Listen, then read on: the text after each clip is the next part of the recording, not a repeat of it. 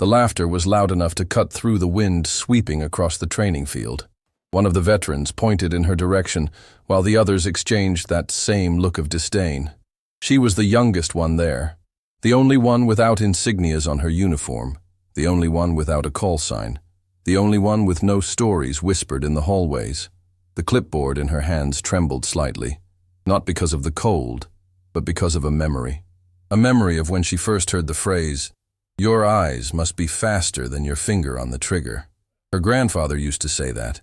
He was the one who raised her after her father, also a soldier, was declared KIA during a classified mission. Since then, the field had become her destiny. The dew-soaked grass, the sharp cracks of distant gunfire, and the silence between one wind calculation and the next felt more like home than anything else. But no one there knew that. To them, she was just the girl with the clipboard, and that's exactly how she wanted it to start. She walked to the observation post, the same place all rookies were assigned, and settled in with near-mechanical precision.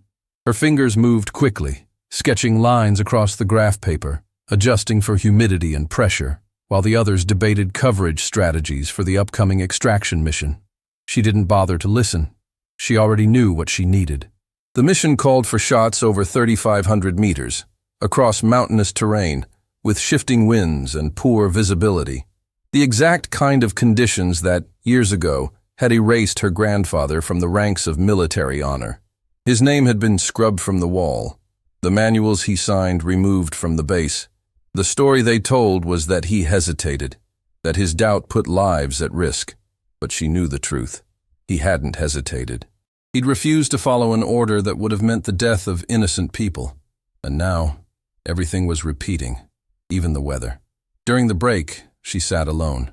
Her notebook lay open on the table in the mess hall, but her eyes weren't on the numbers.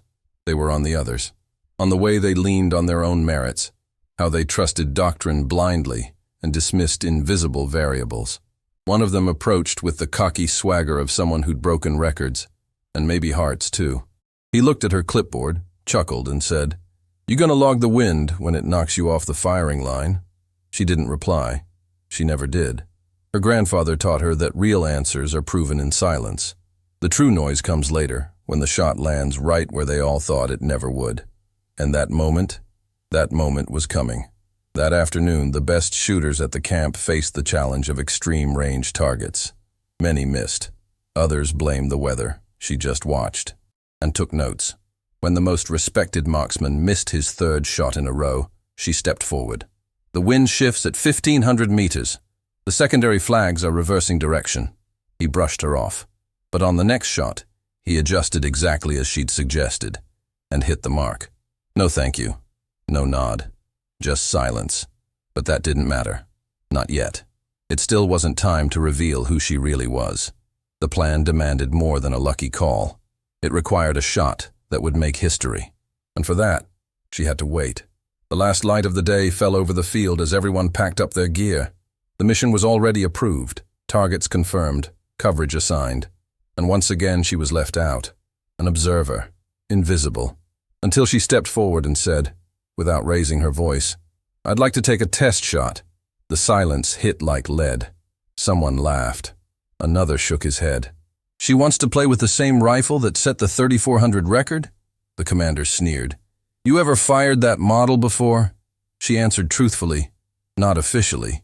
The rifle was handed to her with a smirk, like the setup to a bad joke. But the moment she took position, the murmurs stopped. Because that stance wasn't a rookie's. If this story is already getting under your skin, hit that like button and subscribe. Because what's coming next is even more powerful. She lay on the shooting mat, adjusted the rest, and made a hand measurement that no one there recognized. The wind howled in their ears. The entire range fell silent. One shot rang out. For a moment, no one moved. Until the radio confirmed. Target hit. Distance confirmed. 3,540 meters. Farther than anyone had ever managed there. And when they asked her name for the record, she spoke slowly, without hesitation. Last name, Almeida. The same name that had once been erased from the history of that base. The same name that had just come back, with a bang.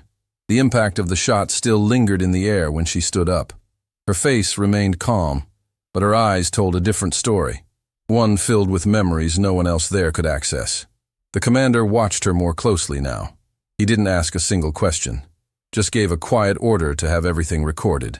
Her name, the distance, the precision, documented in full. But something had shifted.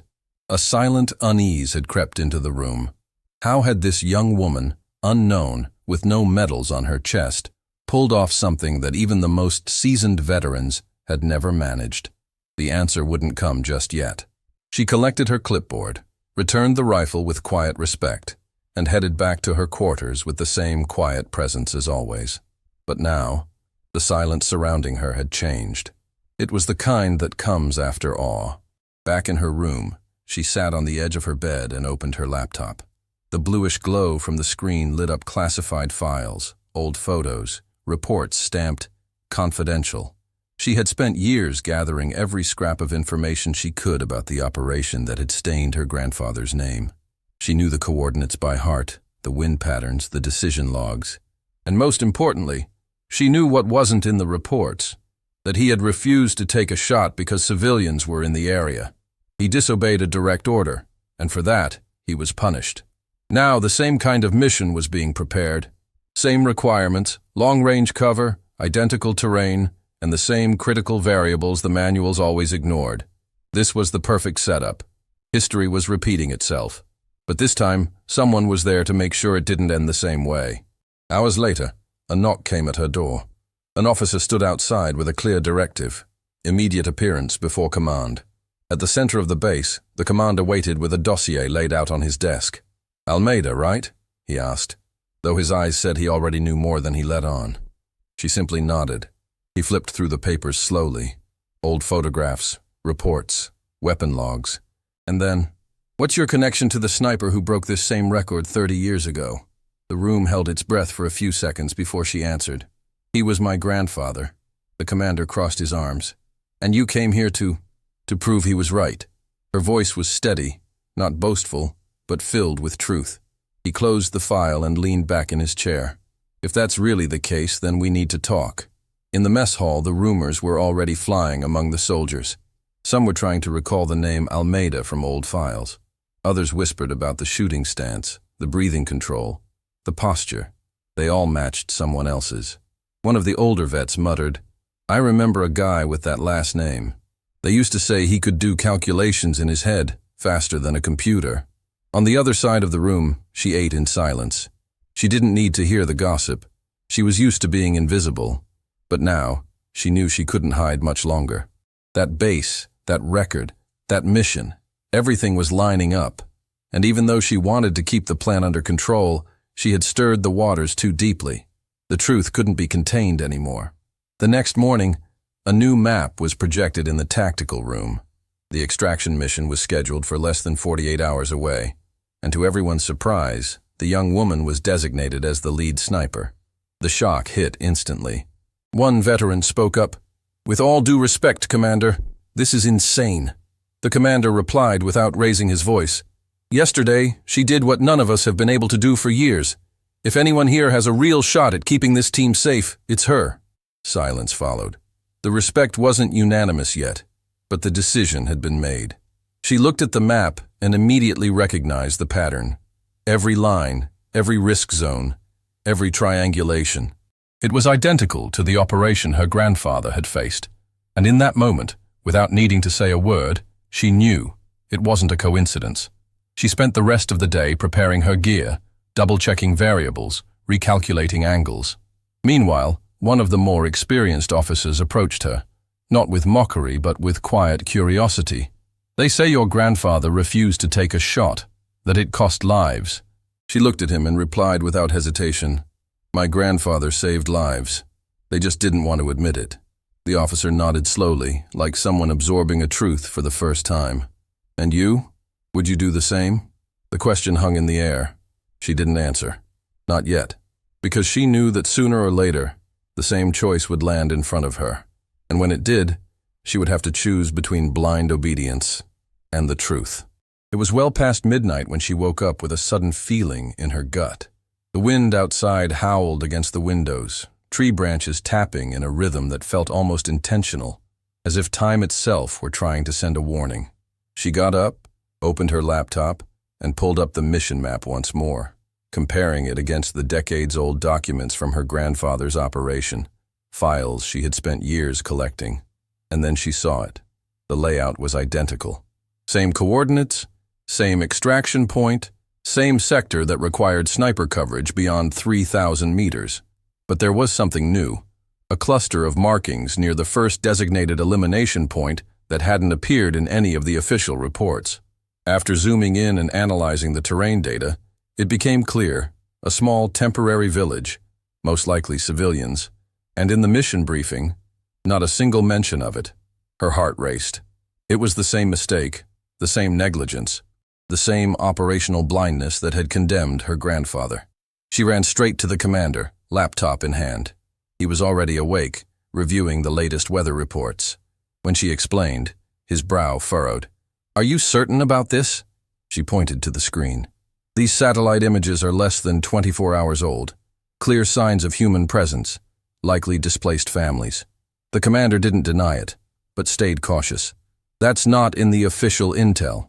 If it's not in the file, it doesn't exist for this operation." She took a step back, stunned. "So we're just going to repeat the same mistake? Pretend it's not there just because the paperwork doesn't show it?" He stared at her. "My role is to follow orders. Your role now is to decide if you'll pull the trigger when told." That hit deep, but she didn't respond. Not yet.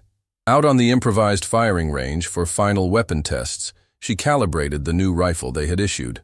A custom long-range model, cutting-edge, high precision, but cold, impersonal. One of the older soldiers approached and watched her in silence before finally speaking. "The last person I saw shoot like that was also named Almeida." She said nothing. He continued. "They say he hesitated, but I remember that look in his eyes. He didn't hesitate. He saw more than we did, saw what we didn't want to see." This time she replied, "He taught me never to shoot out of reflex, only out of conviction, because sometimes the real enemy isn't in the scope. It's behind the order." The old soldier nodded slowly. It wasn't just a compliment, it was acknowledgement. And coming from him, it meant more than medals ever could. The weather turned. Dark skies, shifting winds, rising humidity.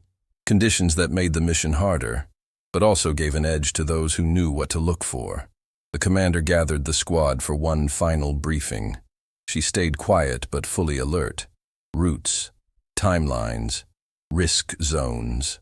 When it was her turn, every eye in the room locked on her. "I'll be positioned at 3,200 meters, with visibility on all 3 sectors. If there's unauthorized movement in Sector 1, I will request confirmation before taking the shot." The commander said nothing, but she knew he understood. It wasn't just a tactical note, it was a warning. If history tried to repeat itself, she'd make her own choice. During the flight to the infiltration zone, the helicopter trembled under the cutting wind. The pilot confirmed the weather was unstable but still within operational limits. Inside, silence hung heavy. The same veteran sat beside her, gripping his rifle but glancing at her now and then.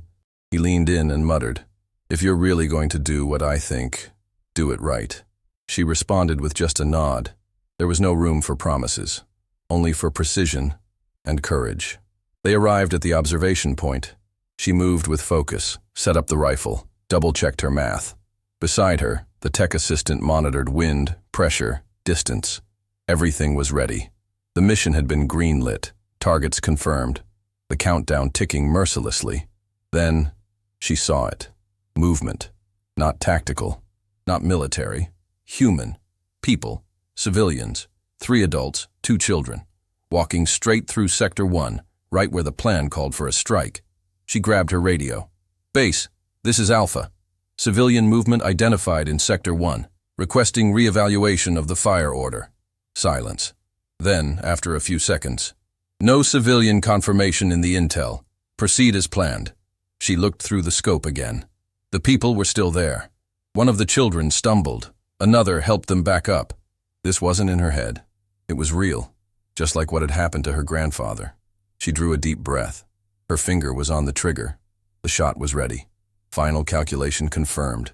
Probability of success, 99%. But in that moment, it wasn't about hitting the mark. It was about what the shot would erase. And who. Her finger hovered lightly over the trigger. Time seemed to slow down, as if the entire universe was holding its breath with her. The civilians remained in her scope, unaware of the danger around them. Through the radio, Command's voice returned. This time sharper, firmer, more threatening. Alpha, repeat. No official confirmation of civilians in the area. You are cleared to fire. She closed her eyes for just a moment. 1 second. But it was enough for her grandfather's voice to come rushing back, steady as ever. The hardest shot isn't the one that travels the farthest. It's the one you choose not to take. And suddenly, everything clicked. She wasn't just there to prove a point. She was there to break a cycle, not just to rewrite history, but to stop it from repeating, with another name erased, another silence imposed. So, with a calm, deliberate movement, she lifted her finger from the trigger. Base, this is Alpha. I am refusing the shot. Civilians visually confirmed in Sector 1, requesting mission hold until the area is clear. The silence that followed wasn't technical. It was political, strategic, uncomfortable. Even the tech operator beside her, in charge of visual support and logistics, seemed to freeze. Are you sure about this? He whispered. She didn't take her eyes off the scope. I am. And if you want to log it in the report, go ahead. Command came back with a harsher tone. Unauthorized decision. Proceed with the shot, or you will face disciplinary action. She took a deep breath and turned off the radio. The reaction in the support unit was immediate. You just put yourself at real risk. But before anyone could move further, the operator beside her, who had remained neutral up until now, began recording the screen. If they're going to judge you, everything needs to be documented. She didn't smile, just gave a small nod, and kept her eyes locked on the civilians. This was no longer about a career, or about a record. It was about conscience. And now, she had proof, visuals, video, context, something her grandfather never had. Minutes later, a new transmission came through, this time from higher up. All units, mission aborted, immediate return to base. Recent satellite data confirms possible civilian activity in Sector 1. Repeat, mission aborted. The operator froze. She closed her eyes slowly, holding back the wave of emotion trying to surface. In the distance, the sound of returning helicopters echoed through the hills. It was the sound of change. The return to base was quiet, but not empty. It was a silence heavy with reflection, with the weight of uncertainty from those who didn't yet know how to process what had just happened. Most of the squad was still trying to understand. At the hangar, no military police arrived to take her in, something that had been expected. Instead, the commander stood there alone, holding a folder. When she approached, he looked at her without anger or harshness. He simply said, "You've got 2 minutes." She followed him into a private room. On the table were 2 files, one with her name, the other her grandfather's. The commander opened the second one. During the mission, we received an emergency report with updated satellite images. The civilians were there. The decision to abort came from High Command. But I want you to know, the call started here. She held her composure. He went on. Your grandfather's name is circulating again. And the documents you submitted before the operation reignited an old investigation that had been buried. He tapped the file with his palm. From what's in here, he was right. And he was silenced because of it. She didn't speak. Her eyes were fixed on the cover with her grandfather's name. It felt like watching an old wound finally being treated. Not erased, not forgotten, but acknowledged. The commander stood up, walked to a locked cabinet, and pulled out a small, dark wooden box. When he opened it, there was a medal inside. This should have been his. Now it's yours. Her hands trembled as she accepted it, not out of pride, but because of everything it represented. Years of silence, injustice, preparation, faith. When she stepped out of the room, the looks that once held doubt were different now. There was respect, but also shame. Among the faces, one stood out. The same soldier who had mocked her on the first day. He approached with steady, though hesitant steps. About everything I said, I was wrong. She didn't reply with words, just shook his hand firmly. Because at that moment, the mission was bigger than pride, bigger than payback. It was about restoring the truth. The next morning dawned with a heavy fog hanging over the base. The atmosphere was strangely calm, as if the landscape itself understood that something had shifted. She walked toward the instruction hall, where the new team assignments would be announced. But this time, there were no whispers, no smirks in the hallway. Only silence. A respectful silence. At the center of the room, the commander stood waiting, a new dossier in his hands. When she entered, he didn't hesitate. "Almeida, you've been assigned as lead long-range instructor for the next operation. Full authority to train and revise all coverage protocols. Your techniques, your methodology, and yes, the teachings you inherited, will be standard." She didn't answer right away. She felt the weight of the responsibility. It wasn't about proving anything anymore. It was about preparing others to see what few have the courage to face. Out in the training hangar, the eyes on her were different now. The same soldiers who once refused to listen were now adjusting their own calculations based on the formulas she was teaching. One of those formulas included a seemingly minor detail: layers of air at different speeds between shooter and target. "No one ever mentioned this before," one of them murmured. "Because no one wanted to," she replied. The silence that followed wasn't awkward. It was thoughtful. What her grandfather had tried to teach decades ago, and what had been dismissed back then, was now being treated as foundational knowledge. She looked at the group before her and felt something new. Legacy being restored, not for glory, but for justice. Just a few days later, the name Almeida had officially returned to the base's formal records, not as a footnote, but in bold. More than that, a new plaque was installed on the Wall of Honor, among the unit's most celebrated achievements. Posthumous recognition, long-range marksman, advanced environmental compensation techniques, record restored. Her hand touched the engraved metal with reverence, a long, deliberate touch. As if somehow she could pour years of absence into one moment of symbolic presence. Beside her, the commander watched in silence. "It wasn't just the shot that brought you here," he said. "It was the refusal, the one you chose to make, the one no one else ever had the courage to." That very day, a new mission was greenlit. No war had been declared. It was a precautionary operation, a matter of security. The base selected a reduced, elite team trained under her new methodology. And for the first time, she wouldn't just participate in the mission, she would lead it from the observation post. When the briefing began, one of the most seasoned operators stood up before anyone else. "Almeida's in command. We're following her variables."